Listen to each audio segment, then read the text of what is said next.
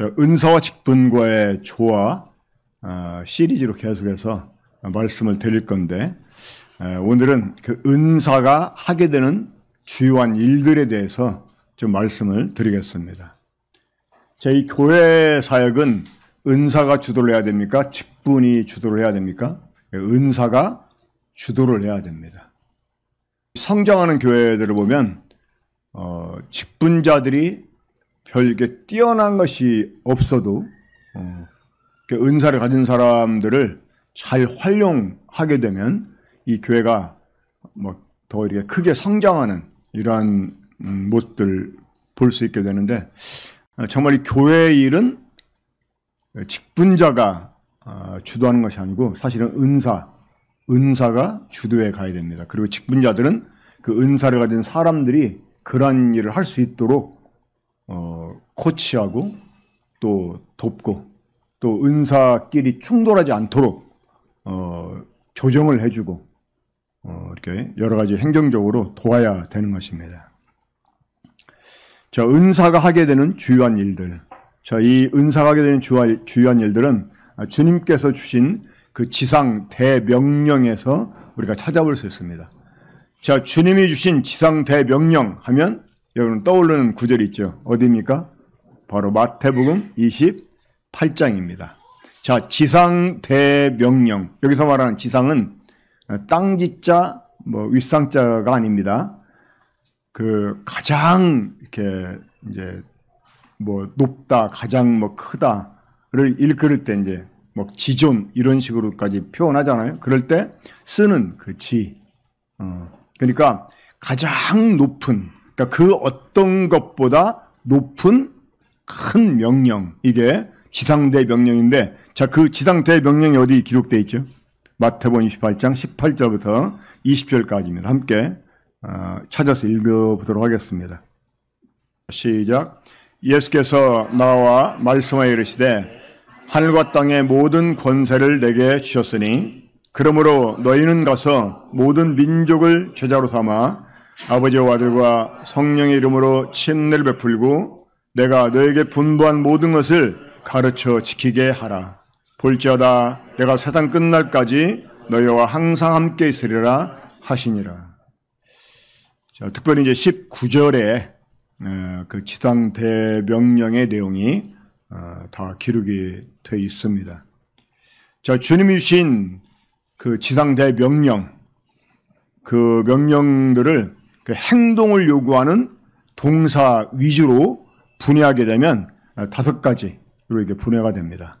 첫 번째는 너희는 가라고 이렇게 말씀하셔서 가라. 이 가라고 하는 말이 우리들에게 시사해주는 면이 있습니다. 사실 이 면이 저에게도 또 우리 군포 중북교회도 상당히 약한 지금 모습을 보이고 있습니다.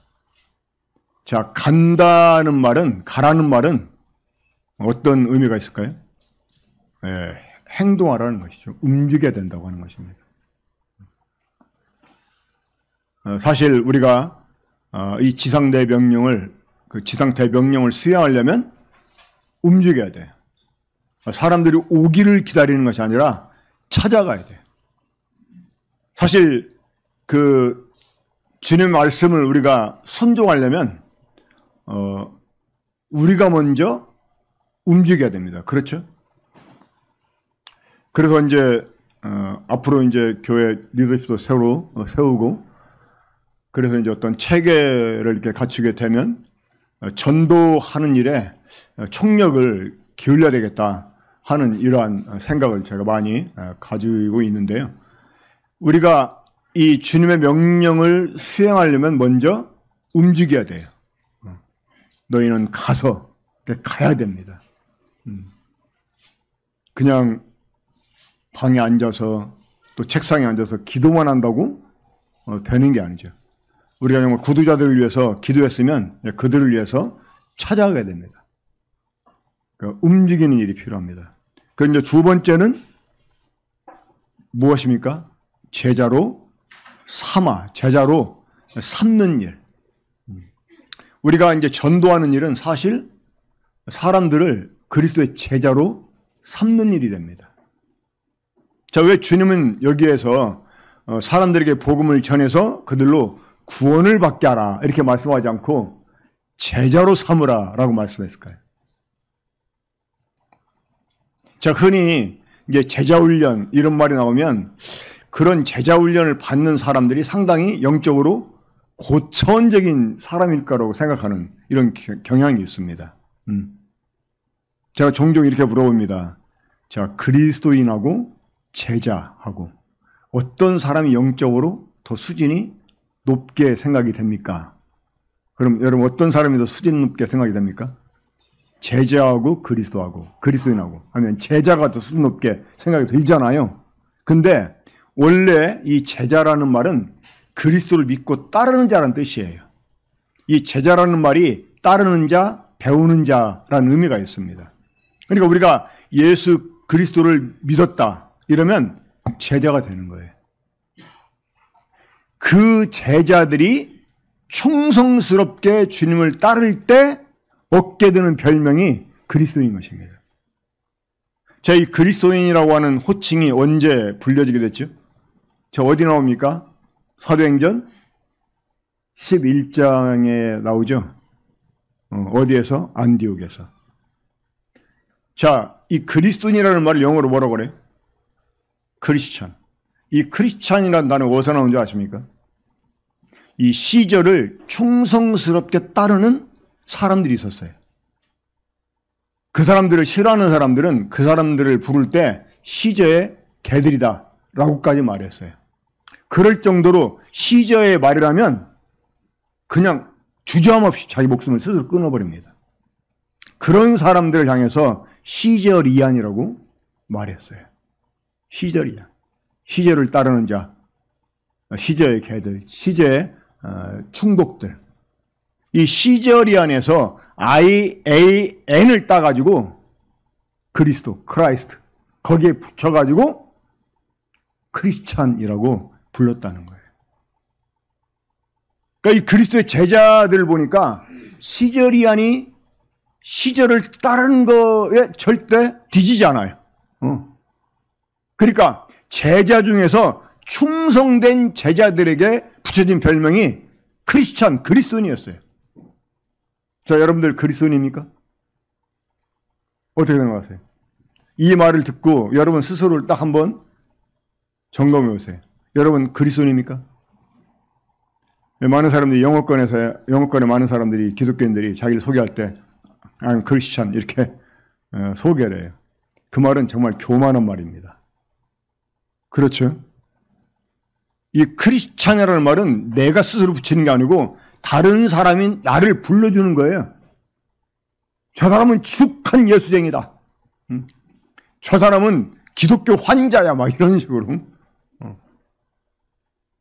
그러니까 저 사람은 예수 빼면 시체야.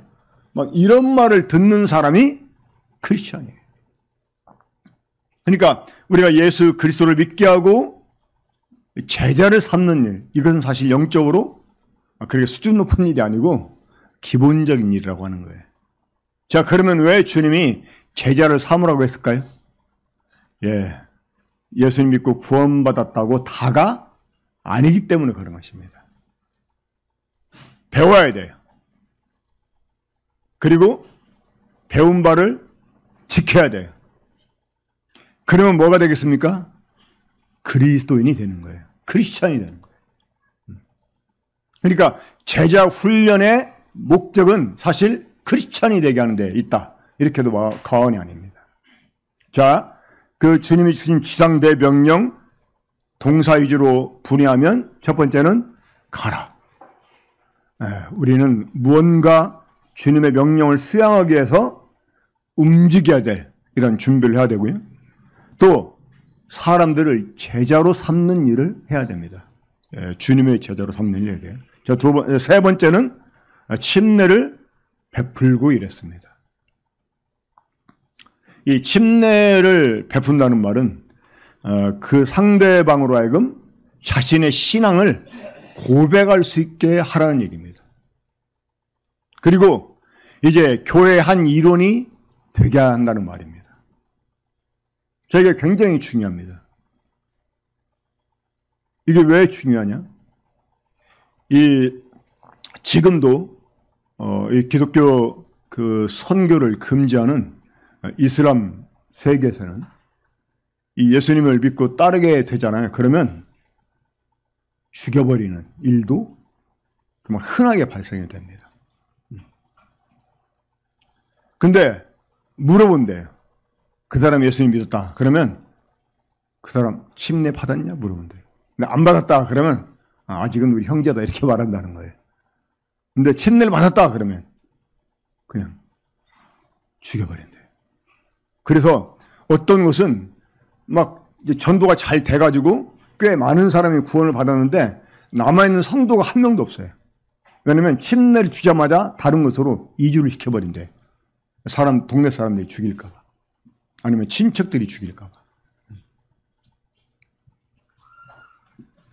그러니까 유대인들도 물어본대요. 침례 받았냐? 그러니까 이 침례를 받고 안 받고가 참 중요한 것입니다.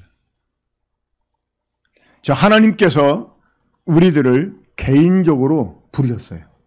그러니까 이 구원은 개인적으로 부르시는 것입니다. 그런데 이 개인적으로 하나님의 부르심을 받은 사람들은 교회로 존재하도록 부르심을 또한 받았다는 것입니다. 우리가 구원을 받았다, 또 주님의 제자가 됐다, 우리가 침례로 우리의 믿음을 고백했다고 하는 것은 이제 우리는 교회로 존재하는 사람이라고 하는 것입니다. 교회로. 그래서 우리는 이 교회 속에서 녹아져야 돼요. 제가 몇 주 전에 그 인도 존 쿠리안 형제님 유명하시잖아요. 한국에 자주 오시고 또 여러 교회들 순회하시고, 그분의 형이 있어요. 그분의 형이 이제 미국에서 사역하는 분인데 알렉산더 쿠리안입니다. 알렉산더 쿠리안.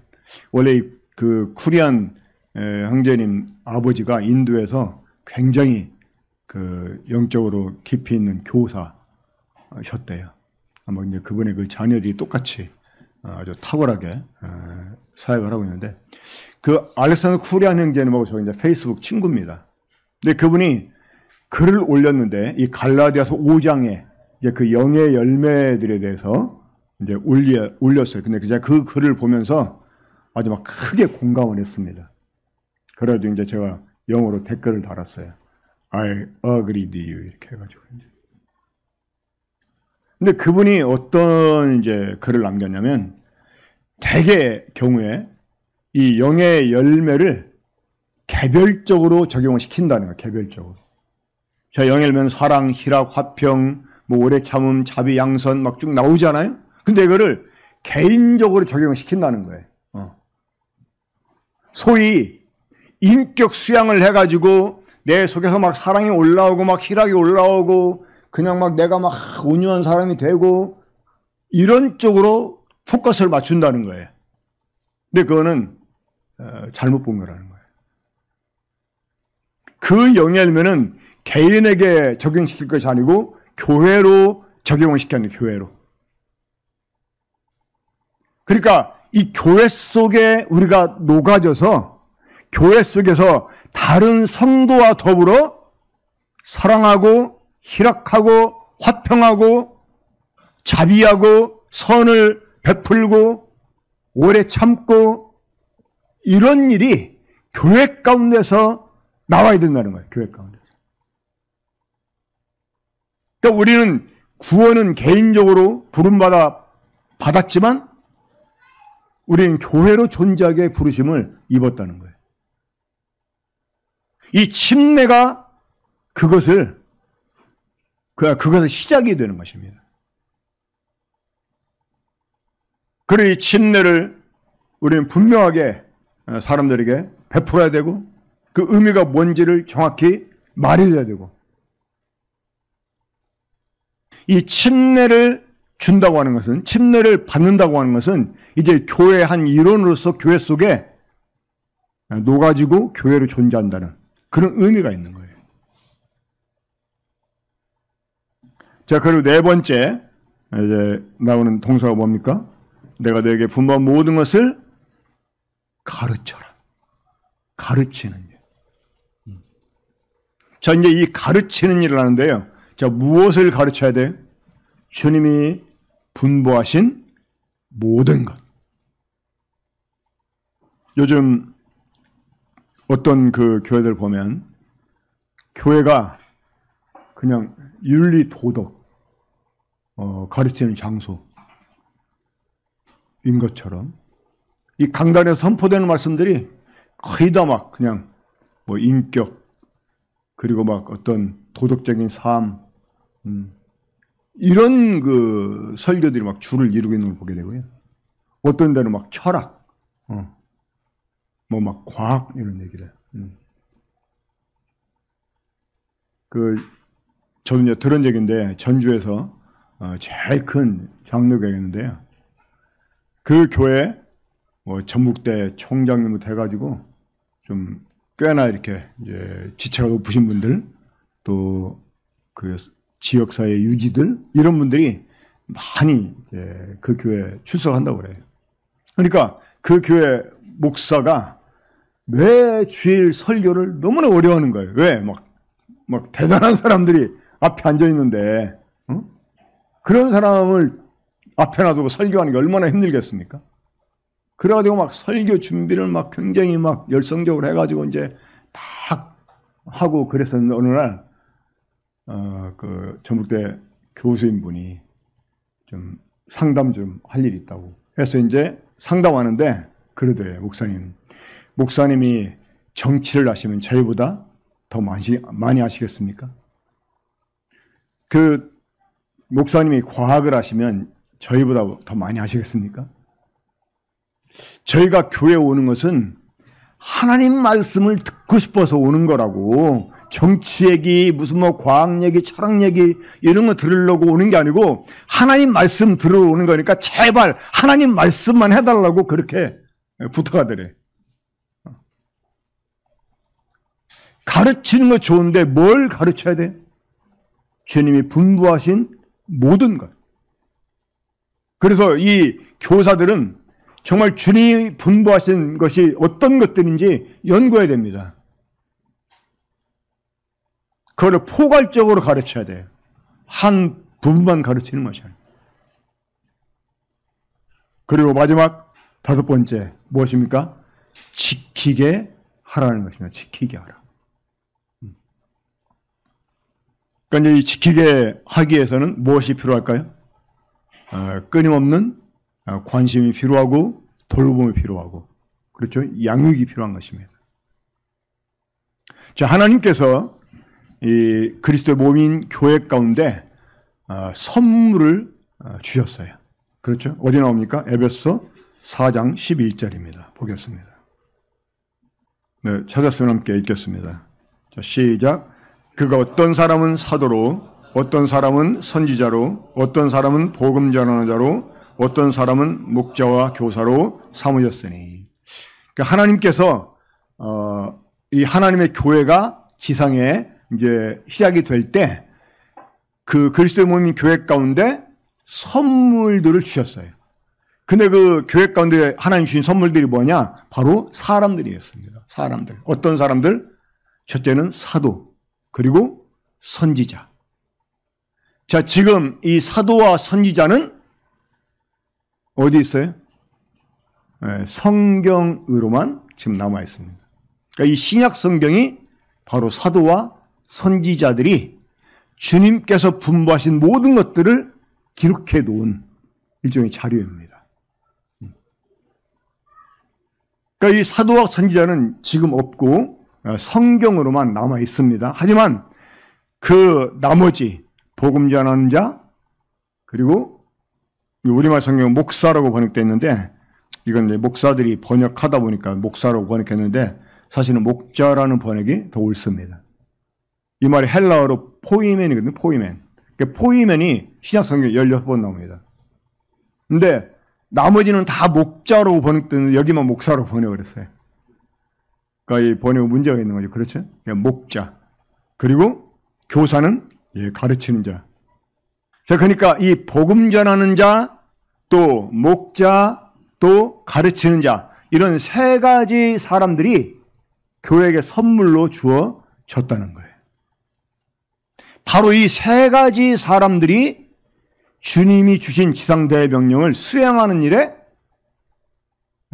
아주 결정적 역할을 하게 됩니다.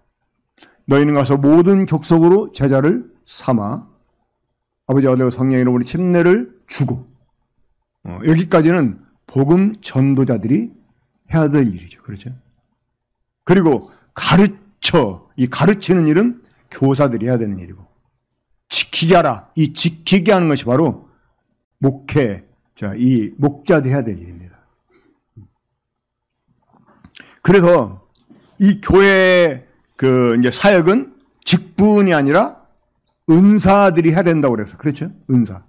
그러니까 은사자들이 이런 일을 할 수 있도록 이런 팀들이 교회 가운데 구성이 돼야 돼요. 저희는 전부터 이렇게 팀을 구성을 해서 하긴 했는데 이게 그냥 유명무실하게 지나고 말았었어요. 대개의 경우에는. 왜 그랬을까?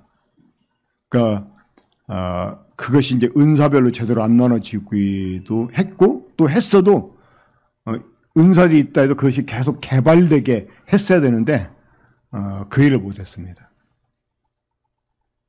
하지만 이제 우리가 이러한 일들을 좀 제대로 한번 해봐야 될 필요가 있다고 생각이 됩니다. 자, 먼저 이 복음자라는 이러한 그 사람들로 구성된 이 전도 선교팀. 빌립보 교회는 이러한 그 전도 팀들이 있었던 것 같아요. 우리 함께 빌립보 4장 3절 보겠습니다. 자, 빌립보 4장 3절. 거기도 함께 읽어보겠습니다. 찾았으면 읽겠습니다. 자, 시작. 또 참으로 나와 멍에를 같이 한 내게 구하노니 복음에 나와 함께 힘쓰던 저 여인들을 돕고 또한 클레멘토와 그 외 나의 동역자들을 도우라. 그 이름들이 생명책에 있느니라. 자, 이게 뭐냐면 나와 멍에를 같이 한 내게 구하노니 복음에 나와 함께 힘쓰던 저 여인들을 돕고 이랬습니다. 그러니까 이 사도 바울이 빌립보 지역에 있을 때 이 바울을 도와서 전도하는 일에 함께했던 자매님들이 있었던 것 같아요. 근데 이분들이 바울이 떠나고 난 뒤에도 계속해서 이러한 일을 했던 것 같아요. 그러니까 이 자매님들이 전도를 위해서 저는 한국 기독교 이 개신교의 그 부흥은 여자들 때문이다 라고 생각하는 사람 중에 하나입니다. 지금이니까 막 맞벌이들 많이 하지만 사실 저희 어렸을 때만 해도 맞벌이 거의 없었어요. 그렇죠? 그래서 이 부부를 이렇게 구분했어요. 어떻게? 바깥 사람, 안 사람. 바깥 양반, 안주인 이런 식으로 구분을 했어요. 그러니까 일은 주로 밖에서 남자들이 많이 하니까 어때요? 교회는 이제 여자들만 있는 거예요. 그 여자들이 한국 기독교 개신교의 부흥의 힘이었다는 거예요. 그래가지고 막 그 목사 따라다니면서 막 신방도 하고 막 전도도 하고 이래가지고 막 일단 수적으로는 막 부흥한 거예요. 이 나와 함께 복음에 힘쓰던 그 여인들을 도우라. 여기서 도우라는 말은요, 물질적인 도움을 주라는 말입니다. 그 자매들이 계속 그 일을 할 수 있게 도우라는 말이에요. 그러니까 우리 이 군포 중북교회도 이 전도 선교 팀이 있어야 돼요. 진짜 가서 사람들을 찾아가서 복음을 이렇게 전해서 제자로 삼는 이런 일을 할 수 있는 정말 팀이 구성이 돼야 돼요. 일단 전도 쪽으로 관심 있는 사람들이 팀원이 돼야 되겠죠. 근데 특히 필요한 사람이 있습니다. 일단 평일에 시간 내기 괜찮은 분들. 이런 분들이 이 팀이 되는 거예요. 그런 사람들이 이 군포 중국교회 부흥에 힘이 될 수 있습니다. 그런 사람들 교회가 후원해야 돼요. 막 전도 용품 만들어 주기도 하고, 막 기름값도 대주고, 어디 사람들 찾아가서 뭐 하는데 뭐 차값도 막 대주고, 정말 그러한 지원을 해줘야 됩니다. 자, 그래서 이제 사람이 구원을 받고 또 침례를 받고 교회 가운데 더해졌어요. 그러면 이제 그 사람들을 정말 제대로 가르쳐야 돼요. 지금 저희 군부중교교회도 이 양육 시스템 때문에 기도하고 또 지금 의논하는 중인데 정말 이 사람들을 체계적으로 잘 가르치는 일이 필요합니다. 근데 일단 뭐가 됐든지 간에 이 체계적으로 가르치는 일을 시작하는 일이 중요하더라고요. 사실 옛날에 이제 제가 뉴질랜드 가기 전에 군포에서 그걸 적용을 하기도 했었습니다만은 그 미국의 그 진 깁슨 형제님이 쓰신 4단계 훈련 성경공 책이 있잖아요. 그거 가지고 군포에서 적용을 시켜봤어요. 근데 참 좋았어요. 근데 중요한 건 뭐냐? 그거를 계속 공부했다는 데 있는 거예요. 또 단계적으로 했다는 데 있는 거예요. 일단은 성도들이 배워서 알고 체계를 갖추는 거, 이게 참 중요하다 하는 생각이 듭니다. 물론 보다 더 중요한 무엇을 가르쳐야 되느냐 하는 그런 문제는 이제 별개로 치더라도 일단 가르쳐줘야 돼요. 이런 교육을 책임지고 정말 이 성도들을 가르쳐야 될 이런 교육팀. 저는 이제 만약에 이름을 붙인다면 그냥 단순히 교육팀보다는 교육행정팀이라고 이름을 붙이면 좋을 거예요. 교육행정팀. 왜냐하면 교육하는 데서 행정적인 문제까지도 다 그 팀이 주관하는 거죠. 근데 이제 가르쳐 놓기만 하면 안 되잖아요. 그렇죠? 그것을 실행하게 하는 것이 이제 중요한 것인데 이게 이제 소위 지키게 하는 일입니다. 자, 그래서 필요한 게 바로 이 목회 행정팀입니다. 목회 행정팀. 지키게 하는 일을 위해서는 아까도 말씀드렸지만 지속적인 관심과 이 돌봄이 필요해요. 그리고 이 격려하고 권면하는 일이 필요합니다. 때로는 책망도 필요하죠. 자, 우리 한번 히브리서 10장 24절부터 25절까지 보겠습니다. 네, 히브리서 10장 24절부터 25절까지 찾아서 함께 읽겠습니다. 물론 이 말씀은 모든 성도들에게 적용되어질 말씀이긴 합니다만은 특별히 앞으로 이제 우리 교회에 이런 그 사역팀들이 구성되게 되면 목회팀이 더 관심을 가져야 될 말씀이라고 생각하는데 함께 읽겠습니다. 자, 시작. 서로 돌아보아 사랑과 선행을 격려하며 모이기를 피하는 어떤 사람들의 습관과 같이 하지 말고 오직 권하여 그날이 가까움을 볼수록 더욱 그리하자. 예. 서로 돌아보아 사랑과 선행을 격려하며 이 돌아보는 일이 바로 목회입니다. 자, 초대교회 때는 이러한 돌아보는 일을 주로 했던 분이 있었어요. 누구였을까요? 이제 뭐 장로나 이런 분들 말고 디모데 전서 5장에 보면 과부들이었어요. 과부들. 나그네를 대접하고 젊은 여인들을 가르치고 또 이렇게 돌아다니면서 젊은 과부는 돌아다니면서 말만 많이 만들어내는 게 이제 문제였는데 그래 이 과부들이 집집마다 이렇게 방문하면서 신방 소위 그 신방하면서 성도들을 돌아봤던 것 같아요. 참 여자들의 힘이 크죠. 이 교회 부흥에 여자들의 힘이 상당히 큽니다. 자, 이 교회는 은사와 직분이 잘 조화를 이루어야 되는데 지금 어떤 곳에서는 이 직분자들이 모든 것을 다 주관을 해요. 아무리 자기가 장로라고 해도 말씀 은사가 없으면 말씀하지 말아야 돼요. 또 교회에 아무런 직분이 없어도 정말 말씀 은사가 있다 그러면 그런 사람이 말씀을 가르쳐야 돼요. 은사가 없어서 말씀을 안 한다고 해서 그 사람이 장로 자격이 아닙니다.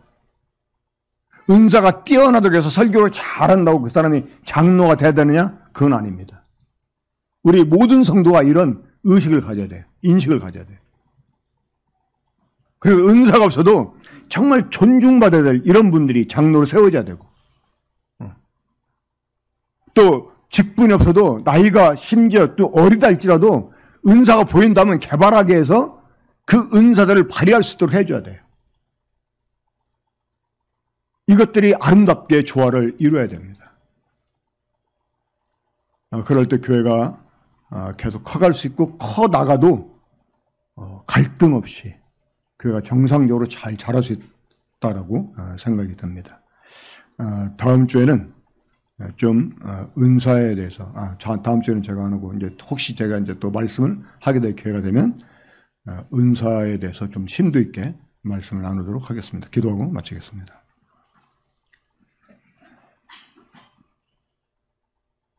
교회의 머리가 되시는 주님, 주님께서 이 교회를 향해서 주신 이 지상 대명령을 오늘 저희들로 하여금 다시 되새겨볼 수 있는 시간을 갖게 하시니 감사를 드립니다. 주님, 주님이 주신 명령이 정말 실행되는 이런 저희 군포 중부교회가 되게 해주시고, 이 일을 위해서 한 사람도 빠짐없이 모두 이 명령을 수행하는 일에 헌신하고 또 참여하고 함께 협력할 수 있도록 주님이 특별히 역사에 주셨기를 간절히 원합니다. 그래서 이 교회 가운데 이런 사역팀들이 잘 구성될 수 있게 해주시고 활발하게 정말 능력 있게 왕성하게 또 활동할 수 있게 해주셔서 열매를 맺을 수 있게 해주시고 아름답게 참 주님이 주신 이 지상 명령을 잘 수행함으로 계속 이러한 일들을 더 많이 파급시킬 수 있는 이런 교회로 성장할 수 있도록 주께서 은혜를 베풀어 주시길 바랍니다. 주신 말씀 감사를 드리고 주 예수 그리스도 이름으로 기도합나이다. 아멘.